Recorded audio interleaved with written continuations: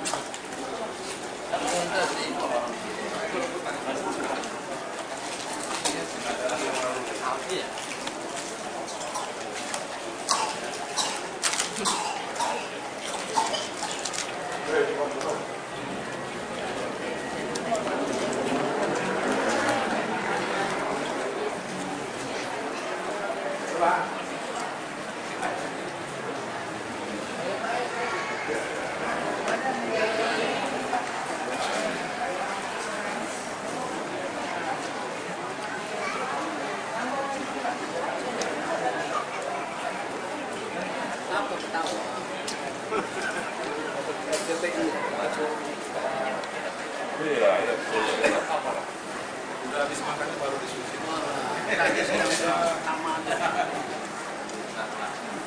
Jadi nggak nampak pisang kukus mulu.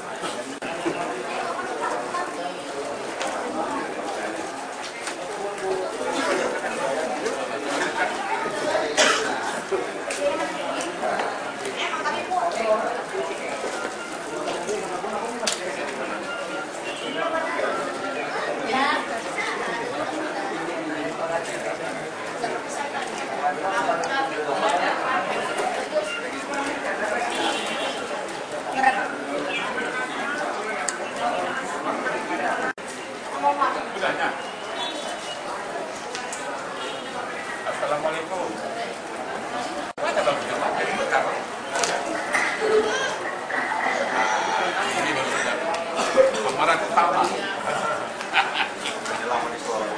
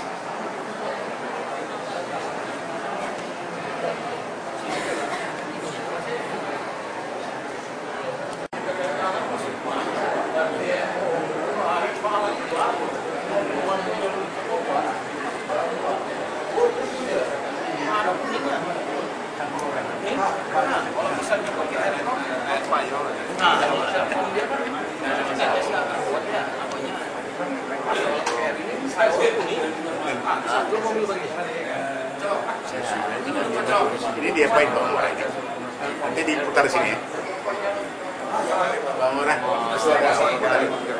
Sekilan ini, sekilan kami. Alumni. Nanti pecat dari alumni. Ini mau dikeluarkan IMB nih, IMB. Batang ditimbun pohon berduri. Assalamualaikum, kami ucapkan terima kasih atas kebersamaan. Untuk lengkapnya, terimalah salam takdim kami. Assalamualaikum warahmatullahi wabarakatuh. Alhamdulillah wa syukur.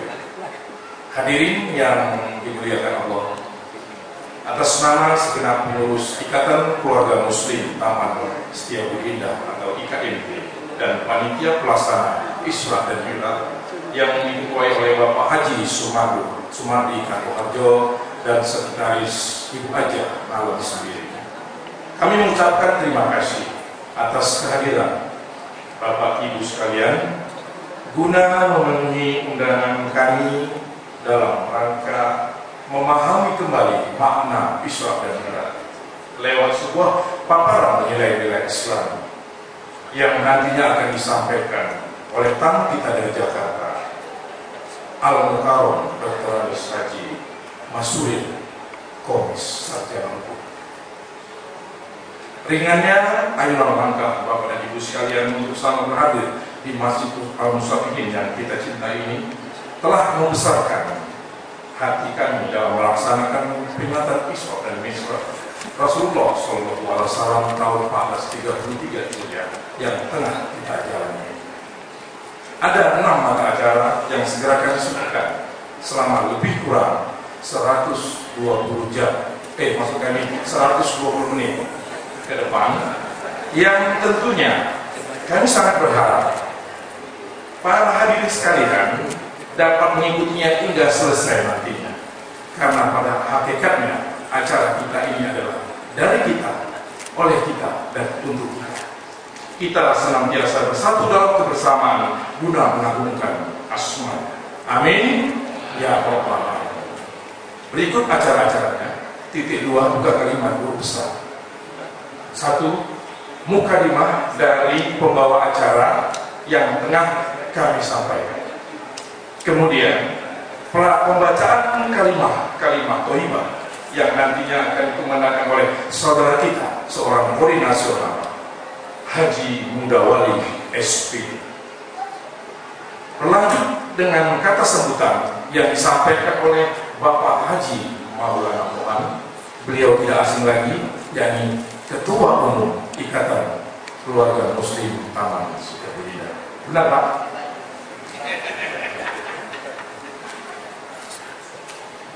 Setelah itu paparan nilai-nilai Islami yang ditausiahkan oleh Al-Mukarram Dr. Andes Haji Masuril, Komis Sarjana Hukum, yang nantinya akan kita mintakan juga kesediaan beliau untuk memimpin doa.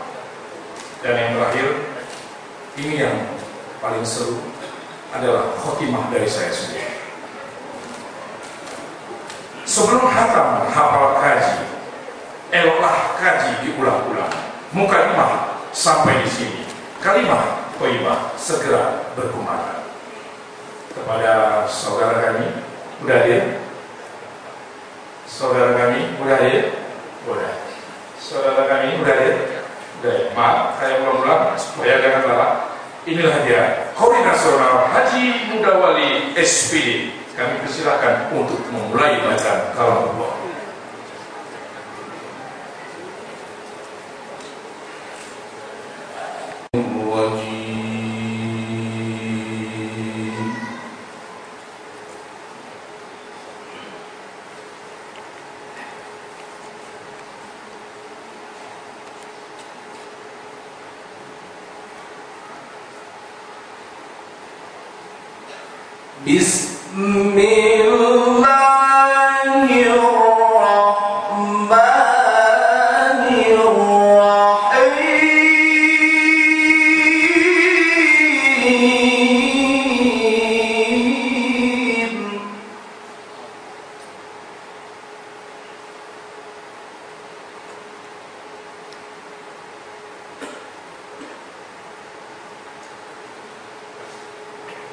Subhan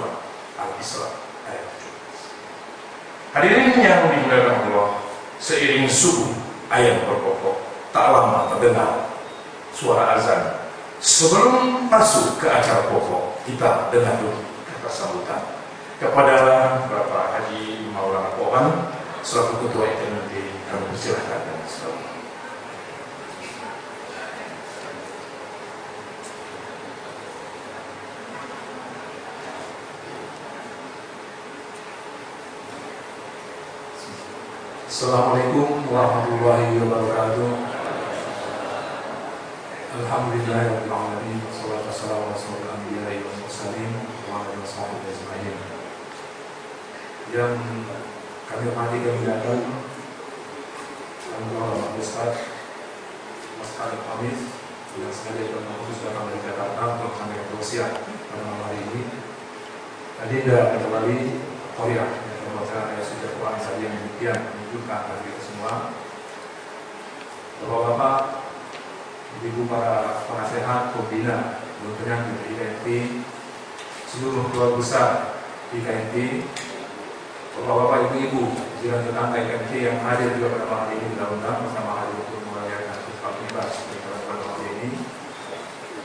Pertama sekali tentu bersyukur kepada Allah Subhanahu Wa Taala malam hari ini kita hadir kembali bersama di Masjid Al-Aqsa ini merayakan, memperingati Isra Mi'rajnya Nabi Muhammad Sallallahu Alaihi Wasallam.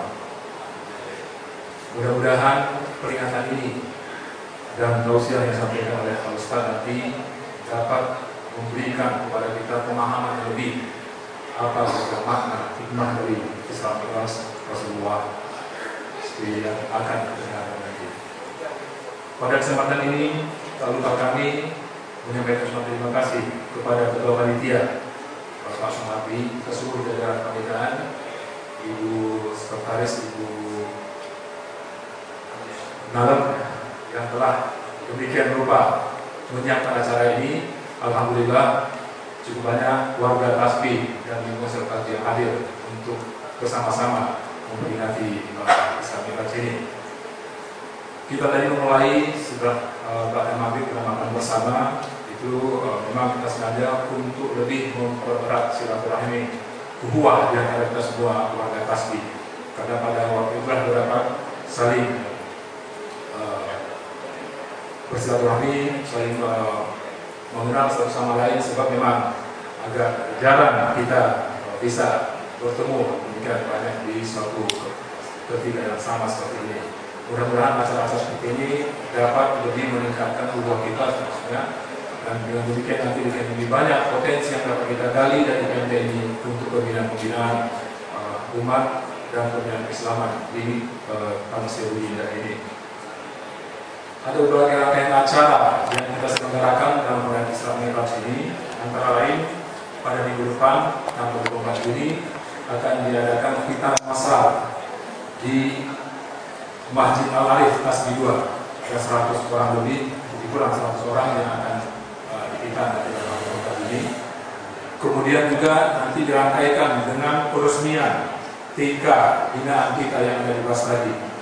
TK binaan ini sudah dibangun sejak awal 2011 yang lalu, insya Allah sudah selesai pembangunannya 100%, dan pada tanggal 1 Juli nanti akan kita resmikan pemakaiannya, walaupun sekarang sudah mulai dipakai oleh anak-anak di sana, tapi peresmiannya akan terlaksana tanggal 1 Juli nanti. Kami harapkan Bapak Ibu sekalian dapat bersama-sama hadir di Basradi nanti.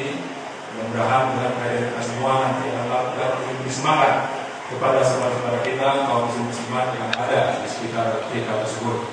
Jadi ini menunjukkan perhatian dan kebersamaan kita dengan mereka nantinya. Alhamdulillah total biaya yang telah digunakan untuk pembangunan TK binaan ini adalah 305 juta rupiah. 280 juta lebih itu adalah bantuan dari kita keluarga besar di IKNP. 20 juta waktu itu punya tanah didahulukan dikumpulkan oleh masyarakat yang ada di sana. Jadi dari 303 juta ini 280 juta lebih adalah bantuan dari IKNP. Mudah-mudahan nanti di sana juga akan kita laksanakan khitanan massal dan pemeriksaan golongan darah pada tanggal 1 Juli nanti. Jadi sekali lagi kami himbau agar kita semua orang merahnya datang ke sana pada tanggal 1 Juli untuk melaksanakan peresmian. Juga perlu kami sampaikan bahwa dalam perjalanan organisasi IKNP PBB yang sekarang ini, memang kami berupaya melakukan yang terbaik untuk warga masyarakat Tasbih, dan untuk itu dalam perjalanannya ada daerah baru pengurusan sebenarnya yang masuk ke perusahaan ini. Kita agak mampu meningkatkan kinerja dari IKNP antara lain Pak Muhammad Sirait, Pak Ketua Bapak Ibu sekalian, agar bersama-sama nanti kita mendengarkan tausiah dari Al-Mukarram Ustaz Masalah Khamis, dan mudah-mudahan acara ini dapat berkenan di hati bapak-bapak, ibu-ibu sekalian warga IKNP. Demikian, wabillahi taufiq wal hidayah. Assalamualaikum warahmatullahi wabarakatuh. Terima kasih kepada Bapak Haji Maulana yang telah menyampaikan sambutan singkat. Perjalanan mengantar Rasulullah dari Masjidil Haram ke Masjidil Aqsa.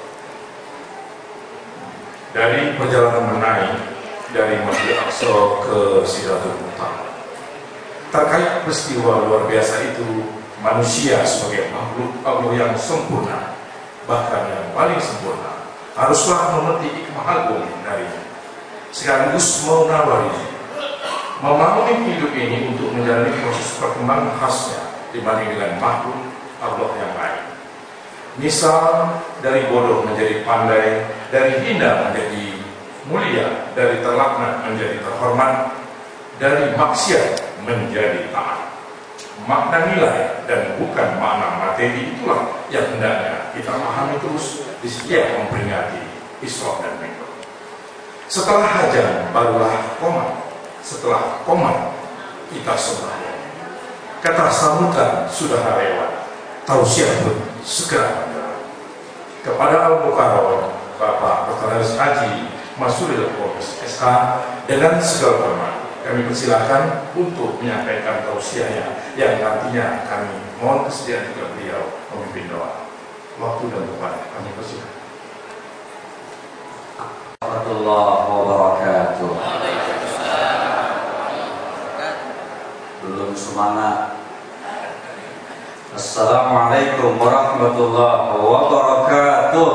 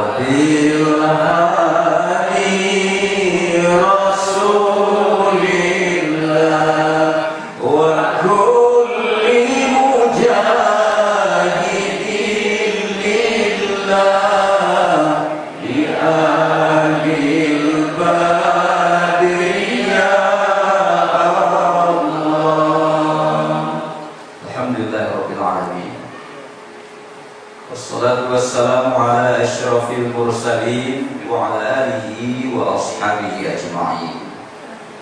Ibu bapak sekalian jamaah Masjid Tasbih Al-Musabbihin Setiabudi Indah Medan, yang alhamdulillah malam hari ini difasilitasi oleh keluarga besar Komplek Tasbih yang diketuai oleh Bapak Haji Maulana beserta ketua panitianya Pak Sumarti dan seluruh perangkat pengurus.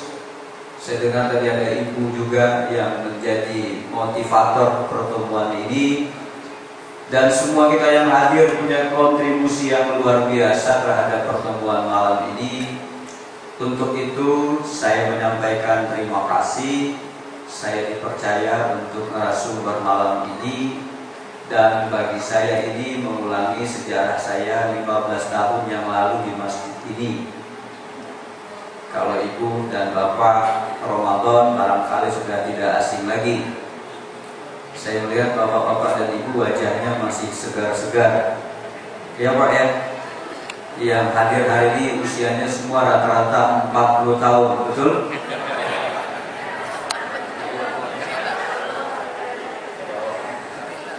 Bismillahirrahmanirrahim.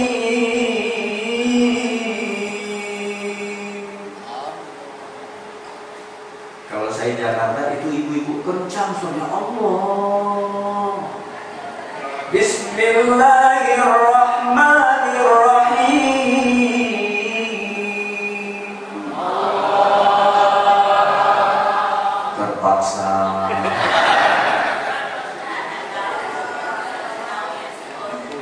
Kaji kita hari ini judulnya Ahsan.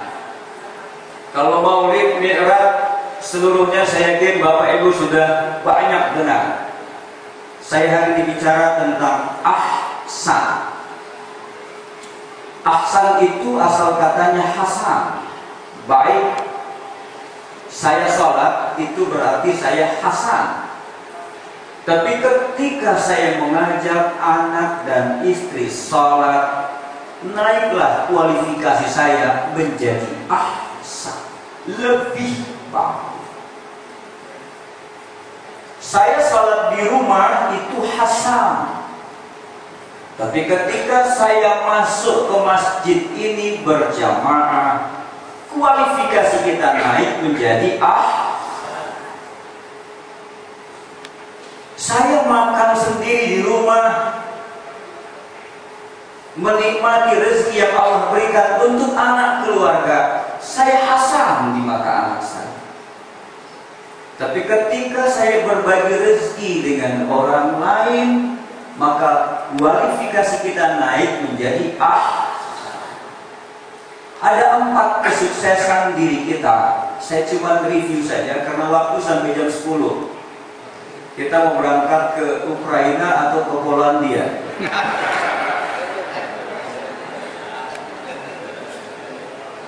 Malah ada ibu-ibu sudah mulai, Pak Ustadz cepat dikit, kita mau dengar pengumuman Indonesian Idol.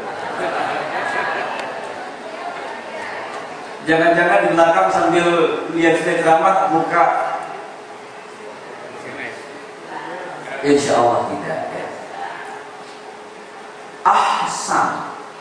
Kesuksesan itu putarannya seperti jam ini. Kalau saya bagi 4, itu adalah pertama intelektualitas.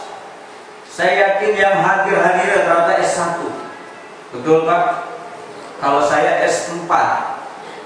Senang melihat orang senang, susah melihat orang susah. Betul Pak ya? Asal jangan senang melihat orang susah, susah melihat orang. Intelektualitas akan semakin mendorong kita untuk meningkatkan spiritual kita.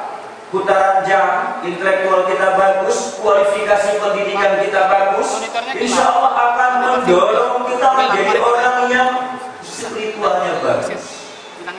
Karena itulah ketika kita beribadah, mulailah dengan ilmu pengetahuan. Ketika kita beribadah, landasilah dengan ilmu pengetahuan. Dan ketika kita sudah punya ilmu pengetahuan yang banyak, landasilah dengan nilai-nilai ibadah yang baik. Itu yang disebut dengan ilmiah yang amaliyah yang Makanya orang dulu, ulama-ulama kita itu titelnya tidak tinggi, cuma SD, SMP, atau dia lulusan pesantren. Betul Pak? Tapi ibadahnya luar biasa. Makanya begitu habis ceramah, minuman yang dia tinggalkan direbut sama jamaah. Masih ada di Setiabudi gitu Pak? Saya sama kiai saya pengajian subuh, itu kita rebutan itu. Kenapa rebutan? Yang direbut bukan bekas minumannya. Kiainya itu dihidangi ada kopi, ada susu, ada jus. Saya merebut jusnya. Setelah spiritualnya, maka muncul yang disebut dengan insya Allah ekonomi. Biasanya putarannya seperti itu. Intelektualnya sukses, dia dasari dengan nilai-nilai spiritual yang baik, dan dengan spiritual yang baik itu dia yakin akan kemahakuasaan Allah. Allah semakin memudahkan jalan hidupnya. Wa may yattaqillaha yaj'al lahu makhraja wa yarzuqhu min haitsu.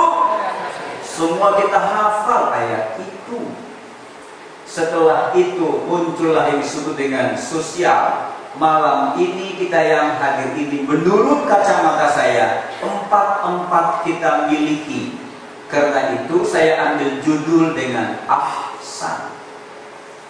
Saya dengan Pak Mardi bukan sekarang ketemunya, dulu pengajian semalam suntuk ya Pak. Kalau Pak Pohan kan kita kenal dengan pejabatnya gitu kan. Ya tak? Karena itu malam ini judul ahsan ini menarik insya Allah. Dan kalau saya selesainya jam 12 malam, mudah-mudahan Ibu tidak keberatan. Setuju Bu? Yang ikhlas loh Bu. Seperti kurang ikhlas. Setuju Bu? Kalau Ibu sudah setuju insya Allah Bapak. Yang Bapak-Bapak silakan ke S3 nggak apa-apa. S3 itu pertama sandaran. Silakan Pak sandaran. Yang kedua selonjoran. Ya apa? Saya ngaji dengan yang senior-senior di Pati itu, angkatannya Pak Wiranto. Dia bilang, Ustaz, mohon maaf kami sandaran. Gak apa-apa, S3 aja. Sandaran, selonjoran, asal jangan sempoyongan. Karena tadi saya salat, maka saya disebut dengan Hasan. Begitu mengajak anak dan istri salat, saya Ahsan. Ketika kita sholat sendiri di rumah, kita disebut dengan Hasan. Tapi ketika kita makmurkan masjid, naik kualifikasi kita kepada Karena itulah ayatnya berbunyi, laqad khalaqnal insana fi ahsani taqwim. Sesungguhnya kami ciptakan kamu manusia sebaik-baik ciptaan. Karena itulah Allah mengutus nabinya, dimulai dari Nabi Adam alaihissalam, turun ke Nabi Nuh alaihissalam, lanjut ke nabi berikutnya. Tapi pada titik Nabi Allah Ibrahim alaihissalam terjadi ekspansi dakwah. Ibu Ibrahim punya istri berapa, Ibu? 2. Kayaknya sibuk kurang ikhlas bilang 2. Coba saya tanya Bapaknya, Pak, istri dari Allah Ibrahim yang kita kenal berapa? 2. Kencang amat semuanya. Semangat Ibu.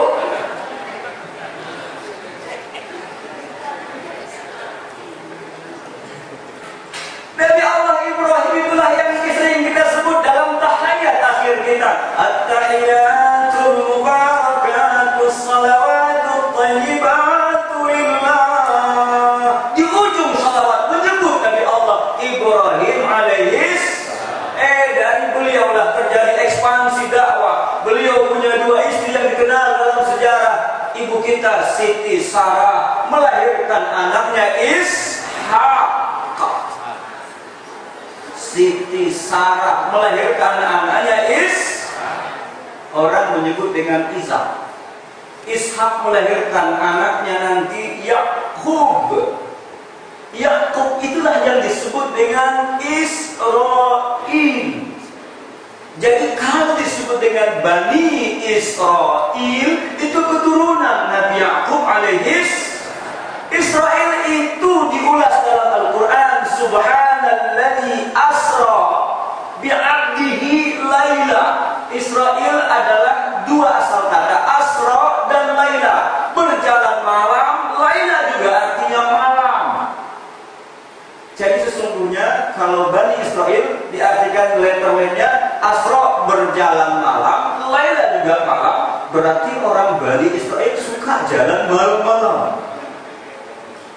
Begitukah? Bukan. Bani Israel maknanya adalah satu suku yang luar biasa yang ditemukan dalam sejarah kehidupan manusia, yang sesungguhnya ia tidak ada jasadnya di negeri ini, tapi pengaruh pemikirannya, the mission-nya sampai ke kamar tidur kita. Itu besok subuh saya ceramah itu di Masjid Muslimin bicara tentang masalah misionaris. Kalau di sini nggak boleh. Ntar Pak Kohan betul saya begitu. Besok diskusi pagi boleh, tapi nggak apa-apa, kita kasih tahu dikit-dikit Pak ya, supaya nyadar kita bahwa sebenarnya kita jangan tenang-tenang. Perkembangan masjid umat Islam di tahun ini hanya 60% naiknya, sementara agama lain itu di atas 200% dari tahun sebelumnya. Bapak baca Republika sebulan yang lalu data itu. Kayaknya Republika jarang dibaca di sini kali ya. Atau boleh dilihat di internet, ditanya tuh Mbah Google. Laqad khalaqnal insana fi ahsani taqwim. Nabi Allah Ibrahim melahirkan anaknya Ishak, Ishak melahirkan keturunannya Yakub. Yakub itulah nanti akhirnya melahirkan keturunannya Nabi Allah Daud alaihi salam. Nabi Musa menerima kitab Taurat, pada satu keturunan, kemudian pada keturunan lahirlah Nabi Daud alaihis. Daud disebut dengan David, maka ada Camp David, perkampungan Nabi Daud alaihis Daud, kan gitu ya. Akhirnya kita rubah, Zakaria jadi Jack, Ibrahim jadi Bram, gitu. Jibril jadi Gabriel Sabatini, Zainuddin jadi Zidane, ya kan begitu. Nurjana, dulu namanya Nurjana, pindah ke Jakarta jadi Suzana. Dulu Mariana masuk komplek tasbihnya Madonna. Terakhir Pak Ramli, akhirnya itu namanya Pak Rembo, kan gitu ya. Contoh, betapa orang sudah mulai larut dengan komoditas yang dia kadang-kadang malu dengan identitas itu. Nah, Nabi Allah Musa itulah yang akhirnya Allah titip kitab Taurat, dan kemudian nanti Nabi Allah Daud dengan kitab Zabur, dan Nabi Daud itulah yang membangun Baitul Muqaddis di Palestina yang disebut dalam Al-Quran, Subhanalladzi asra bi'abdihi laylan minal masjidil haram, yang dibangun Nabi Allah Ibrahim alaihissalam. Kemudian minal masjidil haram ilal masjidil aqsa. Aqsa itu artinya adalah di ujung, yang lebih ujung, yang lebih jauh. Itu dibangun oleh Nabi Allah Daud alaihissalam. Tidak selesai itu dilanjutkan anaknya Nabi Allah Sulaiman alaihis. Kenapa dua masjid ini yang disebut pada ayat ini? Ntar kita akan bahas di akhir pembahasan ini. Saya kembali kepada tema bicara masalah Nabi Allah Ibrahim alaihissalam diutus, kemudian dia lahirkan pula anaknya Ismail alaihissalam. Di mana dilahirkan Nabi Allah Ismail? Di Makkah atau di Palestina? Di Makkah atau di Palestina? Di Palestina itu. Tapi dihijrahkan ke Makkah. Ketika dihijrahkan di Makkah, itulah yang Bapak lakukan yang disebut dengan hijr Ismail. Semua jamaah haji, semua jamaah umrah dianjurkan oleh pembimbingnya untuk masuk di hijr Ismail. Disitulah Nabi Allah Ibrahim menitipkan anaknya kepada istrinya Siti Hajar. Ketika itu dia mundur berjalan, dia titipkan itu anak di samping Ka'bah sambil ia berdoa, Rabbana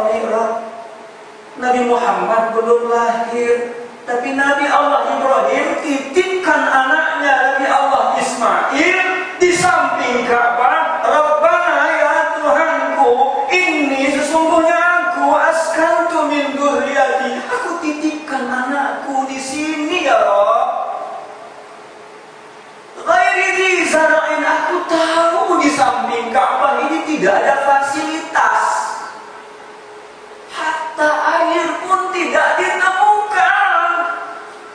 Logikanya kalau di situ tidak ada fasilitas, pasti doanya mau kita nyari pesantren untuk anak kita atau nyari boarding school untuk anak kita, pasti yang kita lihat pertama fasilitas kamar mandinya bersih enggak, asramanya nyamuan enggak, ya toh? Karena kita sayang dengan anak kita itu.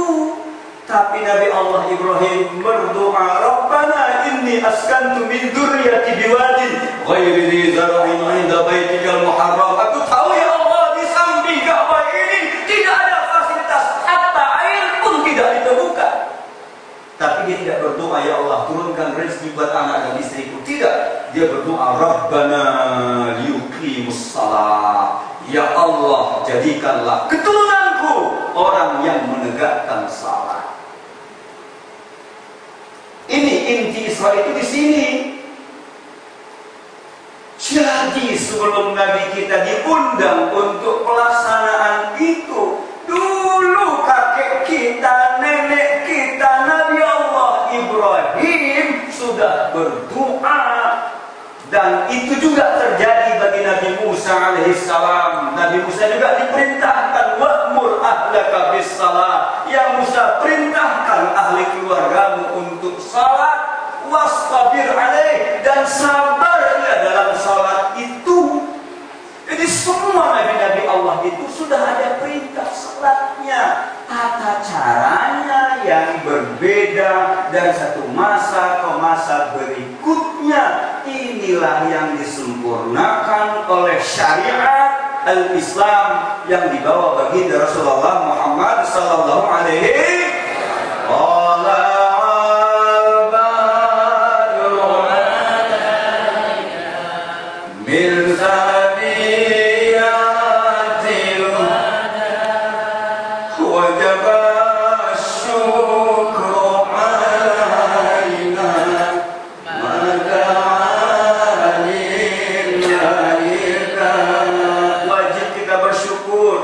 supaya kita ahsan.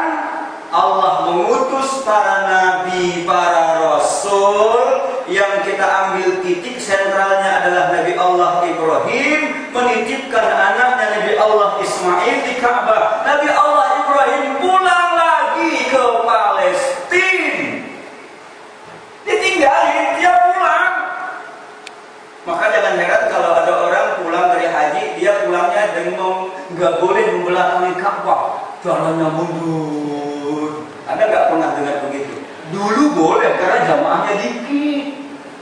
Entar kalau sekarang mundur begitu diapain, Pak? Sebenarnya itu sejarah. Nah, Bapak Ibu sekalian, ketika Nabi Allah Ibrahim tinggalin anak situ, kemudian dia pulang ke Palestina, sudah mulai gede anaknya, kembali lagi datang ke Makkah. Perintah berikutnya kepada Nabi Allah Ibrahim, sembelih itu anak. Itulah peringatan nanti di Idul Adha. Ya abati fa'al ma tu'mar satajiduni insyaallah minas sabirin. Ketika ditanya, wahai anakku, aku tadi malam bermimpi. Ini sering kita dengar ceramah ini. Ibu bapakku sekalian, Nabi Allah Ibrahim itu capek nungguin anaknya. Benar gak, Pak? Itu kan sejarah latar belakangnya Nabi Allah Ibrahim menikah yang kedua. Itu karena memang nunggu keturunan pertama lama. Betul gak? Kan begitu, Bu, ya? Kan pertama menikah dengan Siti Sarah. Udah lama menikah, tidak dapat keturunan.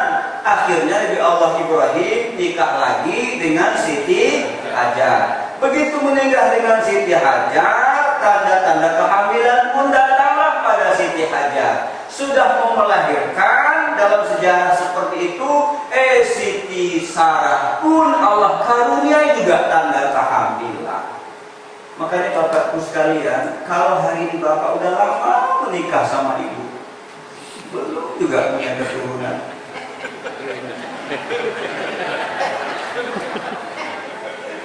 Ibu-ibu begitu, si Ustaz ngasih angin segar. Ibu kalau udah lama nungguin keturunan belum juga ada orang bilang ambil anak supaya mancing. Enggak, cari dari situ. Ibu juga akan dapat. Amin ya Rabbal. Wah, ibu marah sama saya. Benar ini, benar ini. Ibu insya Allah nggak seperti itu ya. Nah, apa yang ingin saya sampaikan ke kita? Diuji Nabi Allah Ibrahim lama punya keturunan, udah punya keturunan, disuruh pindahin satu di Palestina, satu di Makkah. Udah diturunkan di Makkah, suruh pulang lagi ke Palestina. Udah gede anaknya di Makkah, datangin dan sembelih itu anak. Perintah kurban. Maka orang Yahudi meyakini yang disembelih adalah Nabi Ishak. Kita yakin perintah kurban itu adalah pengganti dari Nabi Ismail alaihis. Terus siapa yang disembelih? Kibas. Jangan disebut Ismail yang disembelih, enggak jadi. Ketika itulah Allah menukarnya dengan kibas. Dan disitulah malaikat bertasbih, Subhanallah walhamdulillah wa la ilaha illallah wallahu akbar. Itu ucapan malaikat menyambut peristiwa itu. Ini sekaligus mengulangi dari mana sih asal muasal tasbih itu. Itu sejarah. Ketika Nabi Allah Ibrahim, dia gorok sudah dengan memejamkan mata, Bismillah, Allahu Akbar. Darah mengucur. Tapi sang anak mengucapkan Subhanallah. Ibunya menjawab di belakang, Alhamdulillah. Nabi Ibrahim terbangun, dia pejamkan mata, dia buka. Wala ilaha illallah, Allahu Akbar. Malaikat semua serentak. Wala ilaha illallah, Allahu Akbar. Wala hawla wala quwwata illa billahil aliyyil azim. Karena itulah malam ini ketika kita bicara ahsan, Allah utus Nabi supaya kita menjadi ahsan. Tidak hanya ciptaan kita yang bagus, performa kita yang ganteng, yang cakep, yang cantik. Tidak hanya itu, Ibu. Tidak sempurna. Allah sempurnakan dengan mengutus Nabi. Termasuklah keturunan dari Nabi Allah Ismail alaihissalam itu. Lahirlah baginda Nabi kita Muhammad sallallahu alaihi. Dari ayahnya yang bernama Abdullah, ibunya yang bernama Aminah. Abdullah dan Aminah itu keturunannya sama dengan Nabi Allah Ibrahim alaihissalam, adalah tutur keturunan cucu-cucu dari Nabi Allah Ismail alaihissalam. Karena itu nanti kalau ditanya kenapa orang-orang Yahudi, orang-orang Nasrani tidak mengakui keberadaan kenabian Nabi kita Muhammad SAW, dari sisi keturunan jawabannya adalah Nabi yang ditunjuk sebagai Nabi akhir zaman itu bukan dari Palestina, bukan yang lahir nun di Jazirah Palestina, tapi justru yang lahir di Jazirah Makkah Al-Mukarramah. Ini dari sisi sukuisme. Makanya kita tidak boleh bicara suku saya yang terbaik, suku orang lain jelek, tidak seperti itu. Karena itulah maka Nabi kita Muhammad SAW pada usianya muda belia sampai usianya 37 tahun beliau meninggalkan kegiatan bisnisnya sampai usianya 40 menjadi Nabi dan Rasul. Ntar kita peringati sejarah turunnya itu pada Ramadan nanti yang disebut dengan malam nuzul. Sejak usia 40 beliau Nabi dan Rasul sampai usia 50 istrinya ibu kita Khadijah masih ada di sampingnya. Begitu usia 50 baginda Rasul, istrinya Ummul Mukminat Khadijah itu wafat, ibu dalam usia 65 tahun. Jadi kalau ibu ada usia 65 itu sudah sama dengan usia ibu kita Khadijah. Jadi kalau dia lebih berarti bonus, Pak. Kan yang namanya kita malam ini kan kita nggak tahu siapa yang duluan, Pak ya. Betul? Boleh jadi bapak ibu duluan, saya belakangan. Atau saya belakangan, bapak dan ibu. Memang Ustaz nggak mau belakangan. Nah, hadirin rahimakumullah. Pada usia 50 itulah beliau mengalami yang disebut dengan amul hazan, tahun duka cita. Istri beliau wafat, paman beliau Abi Thalib yang menjadi benteng setelah Abdul Muttalib meninggal. Rasul itu mandah pindah rumah, dikelola, diayomi oleh Abi Thalib. Maka nanti sejarah membuktikan Ali pun ketika Rasul sudah mulai sukses, Ali itu diterima oleh Rasul sebagai saudara sekaligus tinggal di rumah Rasul yang pada akhirnya dijodohkan dengan Fatimah, putri baginda Rasulullah Sallallahu Alaihi. Saya ingin mengulang sejarah ini, mereview saja sehingga kapan itu Isra Mi'raj terjadi supaya kita tahu posisi persisnya. Pada usia 51 tahun itulah terjadi Isra dan Mi'raj. Setelah Rasul mengalami amul hazan, tahun duka cita, terus dia pergi ke Taif, sampai di Taif disuruh pulang lagi. Akhirnya beliau mendapatkan tahun yang duka luar biasa. Maka berangkatlah dia dengan satu kendaraan yang luar biasa itu. Saya tidak membahas itu, saya cuma bahas kalimat Subhanallah.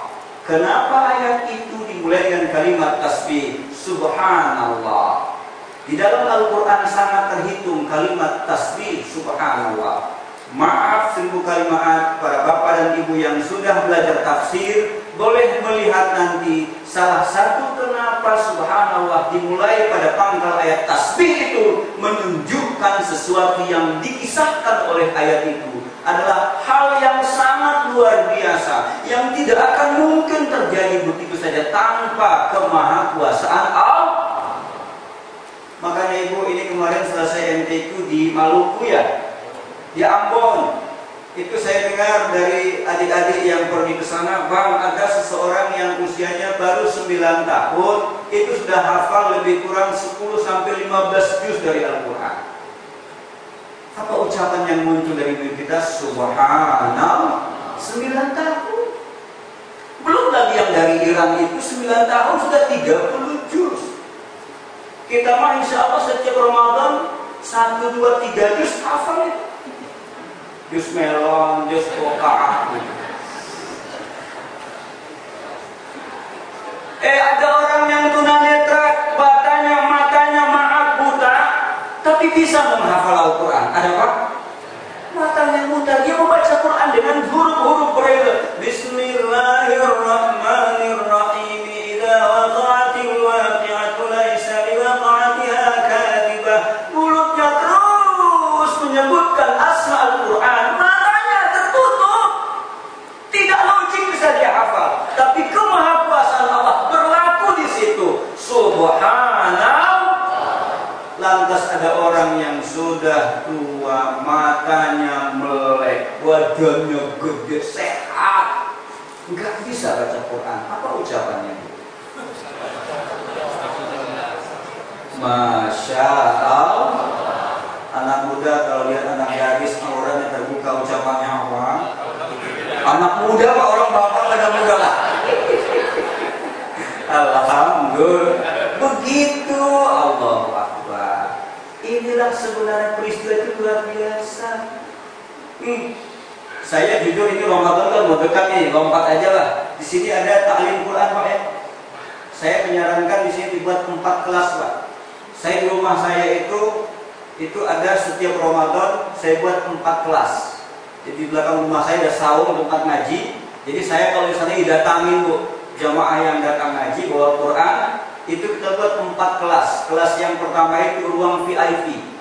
Meskipun ruangannya biasa, tapi saya buat ruangan VIP. Ibarat rumah sakit VIP kan bagus pak. Kalau masuk VIP berarti itu bacaan Quran sudah bagus. Kalau saya tidak ada bisa menjadi imam tarawih ketika tidak saya ada di situ. Ruangannya VIP. Itu ketemunya ya jarang. Tapi ada juga yang ruang rawat inap. Sebelum rawat inap ada rawat jalan. Rawat jalan cuma sekali sebulan kita ketemu memperbaiki bacaannya, makhrij hurufnya. Itu saya sebut dengan rawat jalan. Ada yang rawat inap itu intens, sangat intensif kita. Tapi ada juga ruang ICU.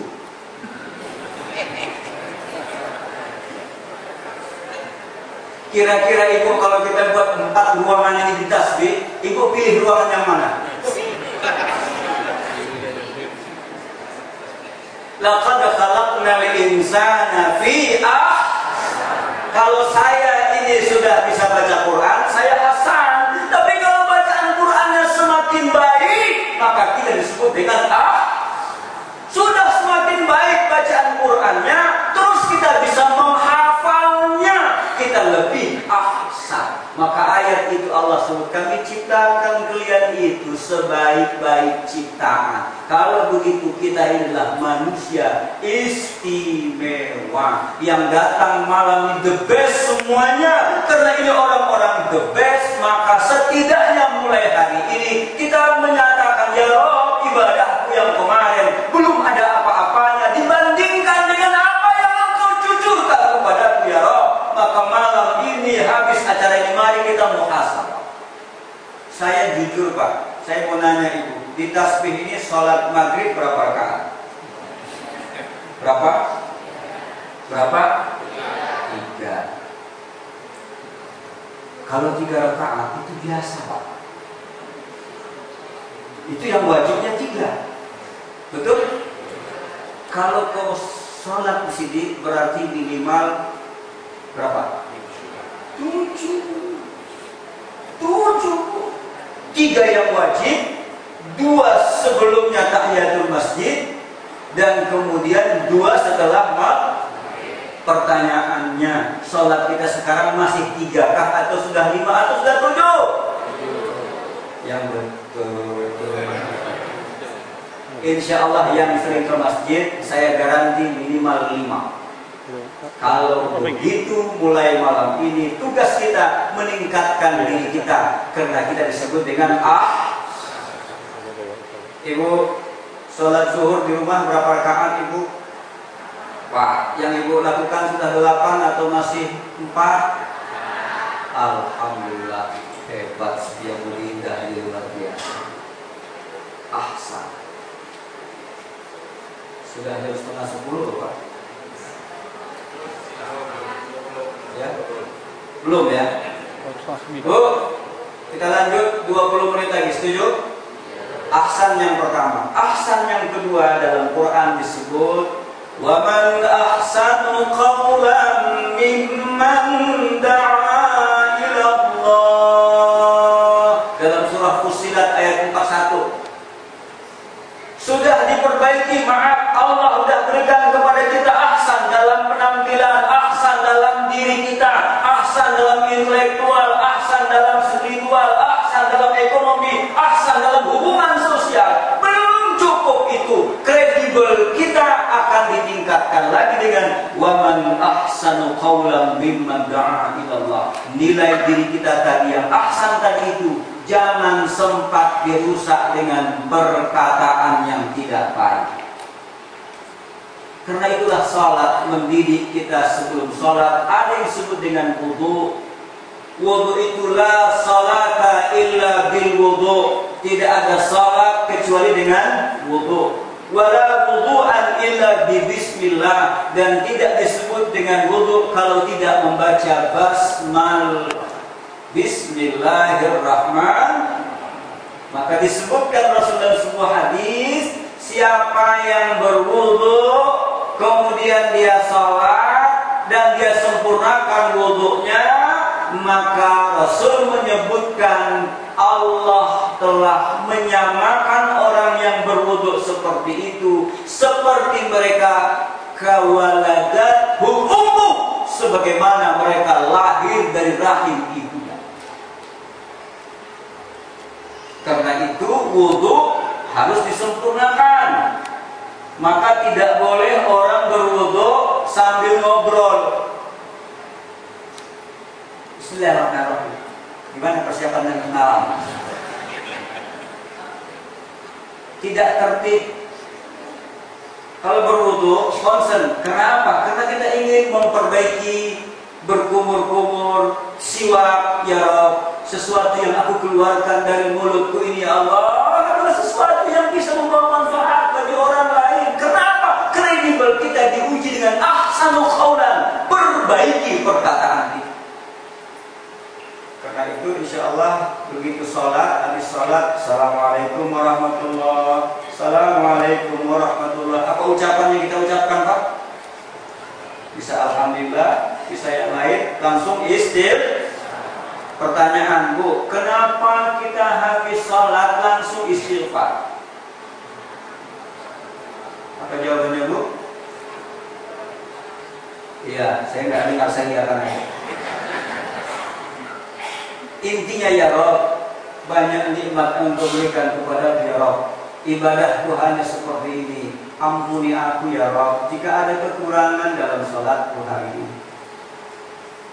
Itulah sesuatu yang ahsan qaulan. Karena itulah saya sesungguhnya kurang setuju begitu selesai Assalamualaikum warahmatullahi wabarakatuh. Assalamualaikum warahmatullahi wabarakatuh. Serius. Astagfirullahaladzim. Astagfirullahaladzim. Dan serius menurut saya. Mohon maaf. Kenapa tidak dibuat? Kalau zikir rame-rame di masjid kan langsung Astagfirullah Rabbana ya Astagfirullah minal khataya. Itu masuk. Mohon maaf, itulah nanti disebut dengan ahsanul qaul. Maka perkataan yang terbaik adalah mimman da'a ilallah, mengajak orang kepada agama Allah. Malam ini yang kita lakukan ini Bapak Ibu sekalian adalah mengajak orang kepada agama Allah. Rumah saya itu Pak dekat dengan masjid. Persis. Kalau saya mau ke masjid, di depan rumah saya masjid, mohon maaf, di samping masjid itu rumah pastor. Jadi saya bertetangga dengan pastor, dipanggil Romo karena orang Jawa. Jadi kita tuh kalau sore-sore sering ngobrol. Saya pulang, dia pulang, kita ngobrol, bicara masalah agama. Kemudian ada di samping saya doktor S3 dalam bidang teologi agama Islam. Dia S3, dia banyak menulis buku, di beberapa harian juga banyak tulisannya. Tapi namanya disebut dengan Ibnu Ibrahim, tidak nama aslinya. Kita ngobrol. Nah, pada satu ketika dia bilang ke saya, Pak Ustadz, boleh nggak mikrofon itu tidak menghadap ke rumah saya? Ini barangkali apa yang disebutkan Pak Budiono kemarin, hendaklah suara mikrofon, kan begitu ya? Nah, di samping rumah saya tadi saya sebut rumah pastor itu atau romo tadi itu persis tembok dia itu masjid. Bapak bayangin tuh, mikrofon itu kan otomatis kan langsung ke rumah dia. Dia nanya saya, Pak Ustadz, tolong deh kasih tahu Nazir supaya mikrofon jangan ke rumah saya. Saya nggak jawab. Saya candain malah. Wah, Romo ini hebat ini. Bayangin, itu Pak kalau di Jakarta, mohon maaf Bapak yang sering itu apalagi saya di daerah Betawi, itu jam 3:30 Pak mikrofon di masjid udah mulai nyala. Jam 3:30 Pak. Alhamdulillahilladzi ahyana ba'da amatana wa ilaihi nusyur. Itu kakek-kakek kumpulan. Saya nggak tahu kalau di sini. Alhamdulillahilladzi ahyana ba'da amatana wa ilaihi nusyur. Berulang-ulang itu. Mikrofon tua itu Pak. 3:30. Saya senang Pak, karena saya dibangunkan. Saya bilang, Romo hebat. Kenapa hebat? 3:30 Romo sudah bangun. Meskipun bangunnya karena dia marah dengan itu. Bayangin Romo bangun jam 4 subuh, sementara ada orang Islam di samping masjid bangun. Kira-kira mana yang lebih hebat Romo dibandingkan umat Islam yang nggak bangun? Woi, ada apa ini? Karena itu perlu ahsanul qaulan. Jadi kalau ada kritik kemarin bagi saya itu biasa saja. Ternyata sekencang-kencang mikrofon pun dibuat, enggak juga bangun. Terus yang salah mikrofonnya A atau Ibu, halo Ibu, di sini kan mikrofonnya kan sepoi-sepoi ya. Apalagi Ustadz puji. Alhamdulillahilladzi ahyana ba'da amatana wa ilaihi nusyur.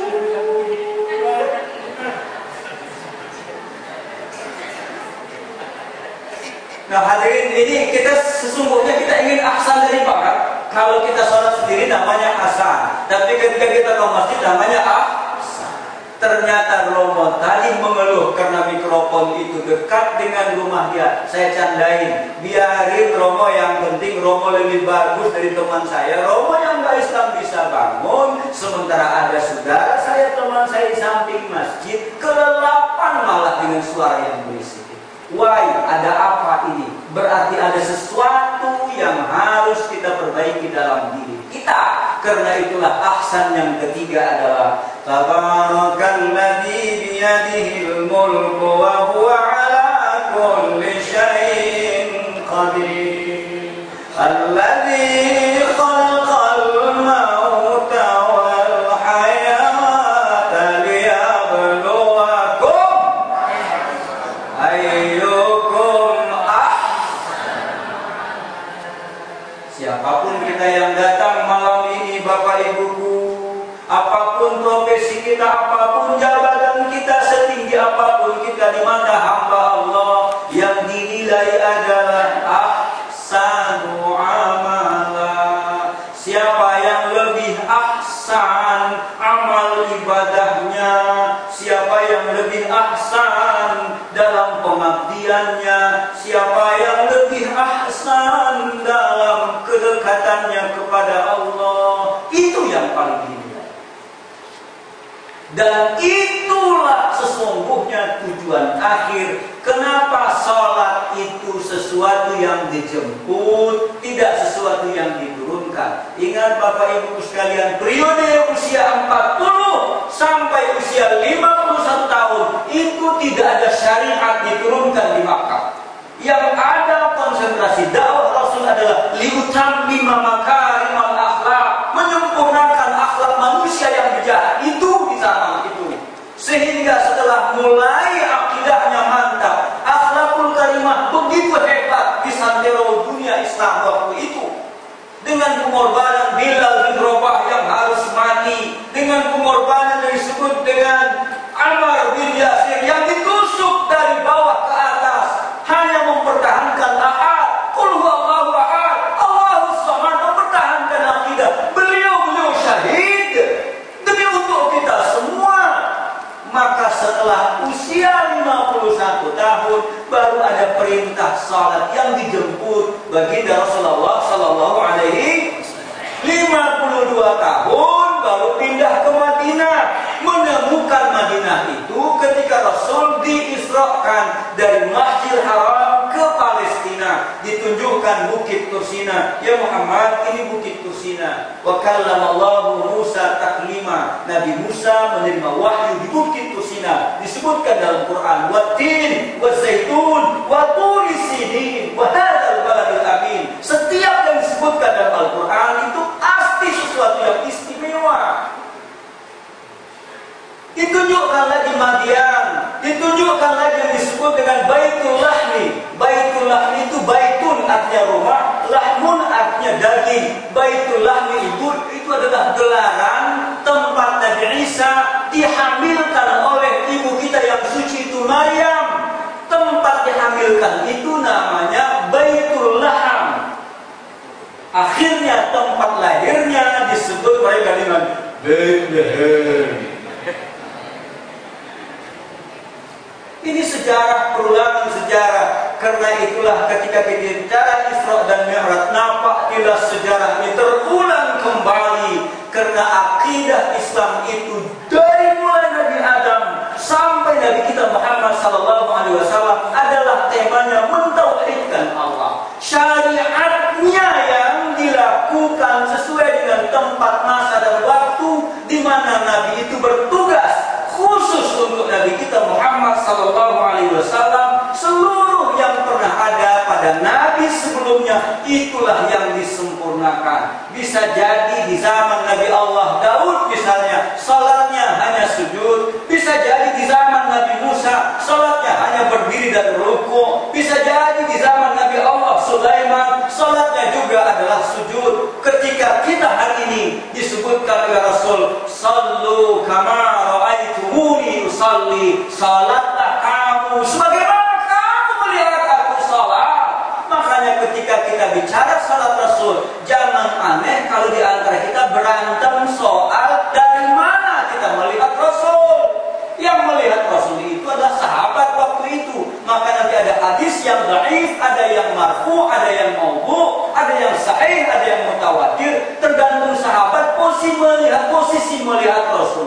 Dari mana? Karena itu menurut saya tidak perlu berantem soal tata cara itu. Sehingga di sebuah masjid kadang-kadang bubar persatuannya karena yang imam siapa, yang makmum siapa. Yang paling repot ketika pemilihan ketua masjid, terjadi puting golongan A dengan golongan B. Ketika golongan B nggak menang, buat masjid yang baru lagi. Inilah sesuatu pemahaman yang perlu kita klarifikasi kepada umat lain. Kita bisa toleransi. Kenapa ke dalam diri umat Islam kita kok tidak bisa menerima itu semua? Maaf 1000 kalimat. Kenapa ini saya sampaikan? Ini sudah menggejala di dalam kehidupan beragama kita hari ini. Saya sejak masuk di komplek-komplek di Jakarta diingatin oleh para panitia, Pak Ustadz, di sini kalau subuh kita tidak pakai kunut. Oh ya boleh. Terus kalau jadi imam tidak boleh pakai ini. Ya boleh, nggak apa-apa. Terus Pak Ustadz pilih yang mana? Saya pilih apa yang Bapak lakukan di sini. Menurut saya inilah sesungguhnya bagaimana kita saling tasamuh antara satu dengan yang lain.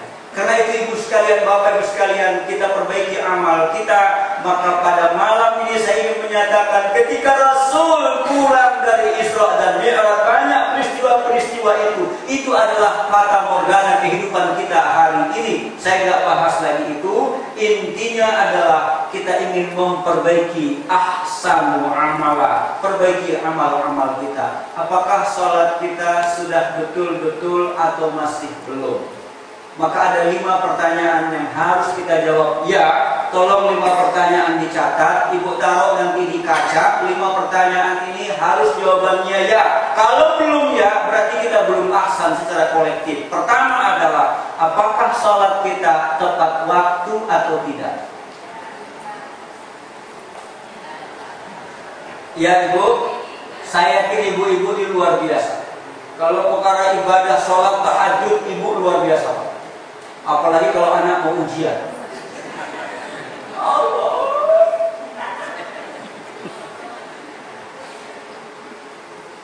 Mau ujian itu yang stres bapak ibunya, Pak. Bukan anaknya yang stres. Anak saya itu kelas 6 SD ikut tes kemarin atau tryout kan. Hari pertama tryout nilainya bagus. Hari kedua, hari ketiga, hari keempat nilainya gak bagus. Gurunya manggil ibunya. Terus dia bilang ke saya, Bang, saya dipanggil sama gurunya. Dikasih tahu apa? Nama anak saya Zikri. Zikri itu prestasinya kurang bagus. Saya diam, malam-malam saya ngomong sama anak saya, adik, itu kemarin ujiannya ikut ya? Ikut Pak. Gimana hasilnya? Oh, hari pertama bagus Pak. Rata-rata 8. Terus hari kedua, ketiga? Enggak. Emang kenapa? Enggak ada yang kerjain. Kenapa nggak dikerjain? Loh Pak, yang dinilai kan nanti ujiannya Pak, bukan tryoutnya. Coba tuh anak-anak sekarang tuh luar biasa tuh. Disuruh ngarang, kan ada mau ngarang, kalau dia ngarang, disuruh ngarang, dibawa ke rumah, dia kerjain dengan bahasa Inggris, kemudian dibaca sama si abang. Terus dibilang, Pak, coba lihat di karangan si adik. Disebut saya bangun jam 4.30. Setelah itu saya mandi, sholat subuh, beres tempat tidur, berangkat ke sekolah. Kata abangnya, lu bohong, mana pernah 4.30 bangun. Terus kata dia begini, iya, kan guru nyuruh mengarang.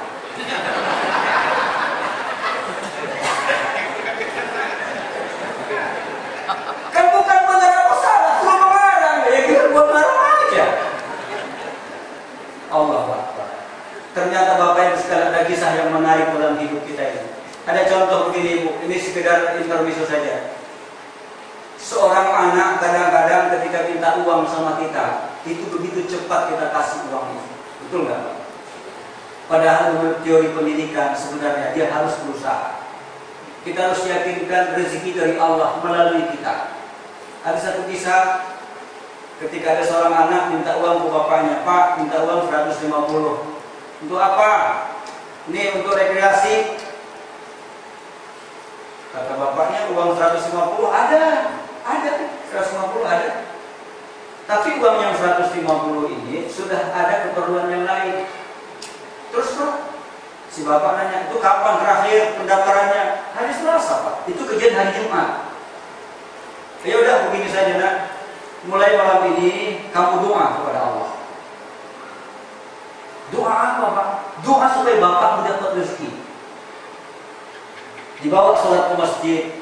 Habis sholat doa dengan imam. Begitu anak mau pulang, sini. Ada apa Pak? Kita doa. Doa luar biasa supaya Allah murahkan rezeki. Si anak amin, ya Allah amin.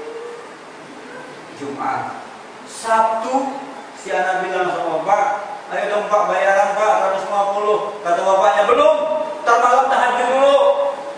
Tahajud anaknya Pak karena ada minta 150 mau rekreasi. Allah khusyuk sekali karena 150. Sabtu berlangsung, Minggu berlangsung, Senin si anak bilang sama bapaknya, Pak ini hari Senin, tolong dong kasih uang 150 itu. Si bapak pakai nih 150 set diambil sama anak, dia gembira sekali. Berarti doa saya makbul ya Pak? Makbul. Alhamdulillah. Tapi sebelum pergi dipegang bapak tangannya, sebelum salam dipegang. Uang yang 150 itu tolong bayarkan untuk temanmu yang belum bayar. Loh, kan saya Pak yang harus bayar, kata anak. Iya, saya tahu. Tapi hari ini tolong bayarkan ke temanmu yang perlu dibayarin. Si anak begitu cemberut, bapaknya bilang, nah syaratnya dalam hidup ikhlas. Lakukan apa yang bapak sebut. Karena kemarin bapak berdoa kalau dapat hanya 150 itu akan kita sedekahkan dulu. Anak dengan kesal berangkat sampai sekolah, Bu bayaran Bu. Si ibu langsung nyatat nama dia. Oh sorry Bu, bukan nama saya, nama teman. Ibu cari siapa yang perlu bayaran. Terlihat ada anak yatim, ada orang nggak mampu. Ini ada 2 orang nih. Siapa dipilih di antaranya? Ya terserah ibu dah. Yang laki itu rumah, yang laki deh teman gua, udah. Pulang ke rumah dia bilang, Pak sudah dibayarin ke teman saya yang berangkat. Dia dengan emosi letakkan buku diam aja. Si bapak diingatin doa lagi, ntar malam ya. Besok kan terakhir ya. Sampai hari Selasa mau berangkat, bayaran tidak terjadi. Si anak berangkat, ayo berangkat. Kata bapaknya, ya gimana berangkat Pak kalau saya tidak punya uang? Udah berangkat aja. Sampai di sekolah dilihat bus sudah ngantri di depan. Bus hibah atau simponi udah rapi. Semua udah masuk ke dalam bus. Satu dipanggil.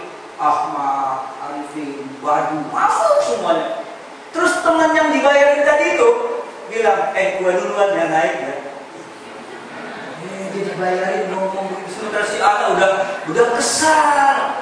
Seluruhnya sudah dipanggil tinggal sendiri. Bus sudah mulai jalan. Bus terakhir masih terbuka pintunya. Turunlah ketua kelasnya dari bus. Datangin dia, lu gak berangkat? Enggak. Emang kenapa gak berangkat? Saya gak punya uang. Lu kemarin bukan bayaran? Enggak, saya bayarin teman yang kemarin. Ya kalau begitu jaga sekolah ya, kita berangkat dulu. Harapan dia mau dibawa, ternyata tidak. Berangkat itu bus seluruhnya berangkat, dia diam 1000 bahasa. Tapi dia yakin doanya tidak pernah sia-sia. 10 menit kemudian mobil Alfa parkir depan sekolah. Turunlah seorang anak dengan ibunya tergopoh-gopoh, bawa tas. Ditanya, teman-teman udah berangkat ya? Sudah. Udah berapa lama? Ya setengah jam yang lalu. Terus ente kenapa nggak ikut? Gue disuruh jaga sekolah. Si anak terus bilang sama ibunya, Ma, ayo berangkat, Ma. Itu teman-teman udah pergi semua, malu dong kita nggak berangkat. Akhirnya si ibunya melihat tadi dia duduk sendiri, diajak sama si ibu tadi. Nah, kamu mau ikut? Alhamdulillah. Dia berpikir itulah rezeki yang tidak diduga-duga. Dia naik ke mobil Alfa itu, Pak. Dia nggak pernah berhayal. Yang terbayang naik bis, naik ke mobil Alfa. Bismillahirrahmanirrahim. Dengan senyum dia sandaran. Dia putar itu kursi ke belakang, ke depan. Dia lihat TV kiri kanan. Kemudian si ibu tadi perbekalannya banyak, dikasih jajan. Dia bayangkan teman-temannya di bus cuma dikasih aqua seperti malam ini.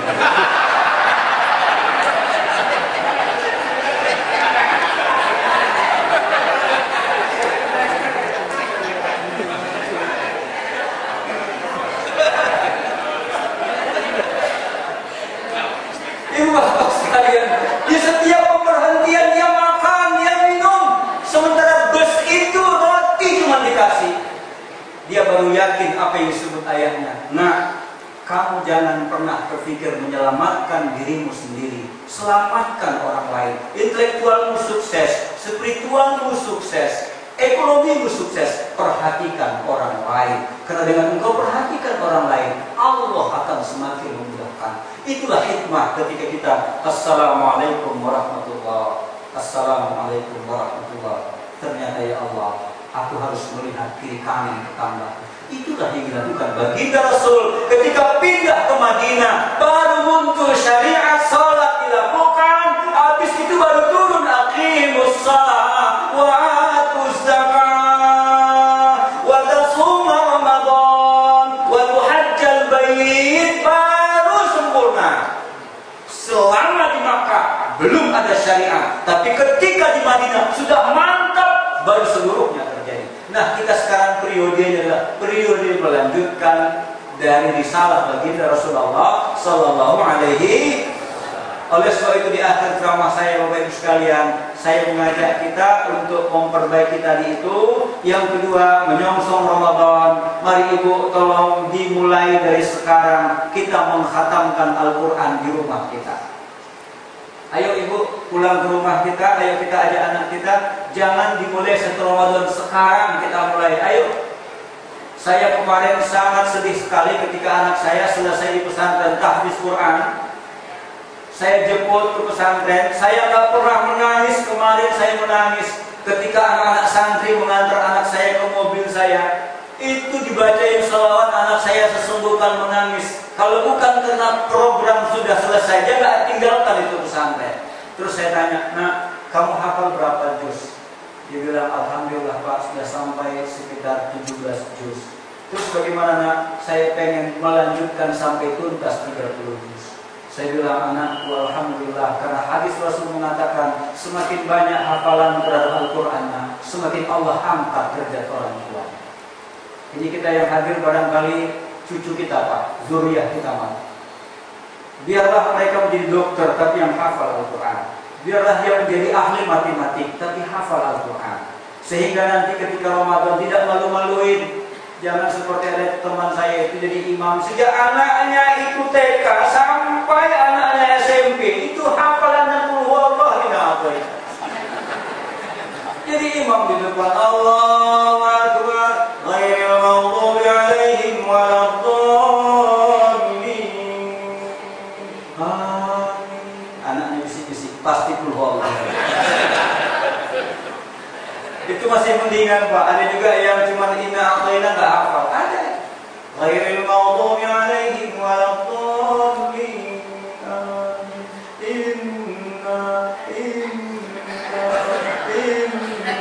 Disambung amanahnya. Inna lillahi wa inna ilaihi raji'un. Udah Pak mati dia.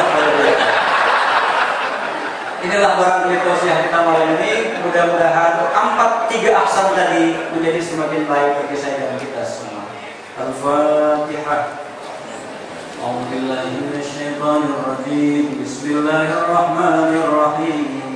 Alhamdulillahi rabbil alamin. Ar-Rahmanir Rahim. Maliki yaumiddin. Iyyaka na'budu wa iyyaka nasta'in. Ihdinas siratal mustaqim. Siratal ladzina an'amta 'alaihim ghairil maghdubi 'alaihim waladdallin. Bismillahirrahmanirrahim. Alhamdulillahi rabbil alamin. Hamdan na'ibin, hamdan syakirin, hamdan sabirin, hamdan hamidin, hamdan yuafi ni'amahu wa yukafi'u mazidah. Ya Rabbana lakal hamdu kama yanbaghi li jalali wajhikal karim wa 'azimi sultan. Allahumma salli wa sallim wa barik ala habibikal karim nabiyina Muhammadin wa ala alihi wa sahbihi ajma'in. Allahumma ighfir lana dhunubana wa liwalidayna warhamhuma kama rabbayana shaghira. Allahumma ighfir lana dhunubana wa liwalidayna wa lilmu'minina yawma yaqumul hisab. Rabbana ij'alna muqimas salat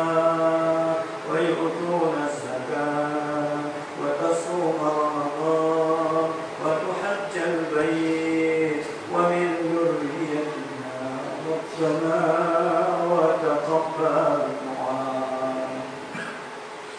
اللهم بارك لنا في رجب وشعبان وبلغنا رمضان. اللهم بارك لنا في رجب وشعبان وبلغنا رمضان.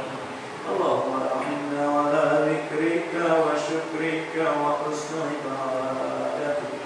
ربنا هب لنا من أزواجنا وذرياتنا قرة أعين واجعلنا للمتقين إماما.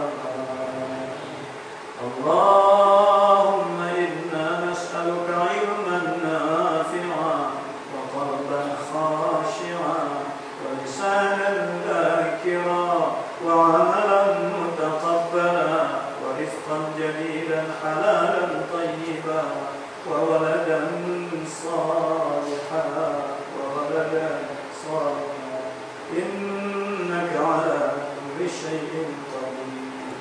ربنا آتنا في الدنيا حسنة وفي الآخرة حسنة وقنا عذاب النار وادخلنا الجنة مع الأبرار يا عزيز يا غفار يا رب العالمين.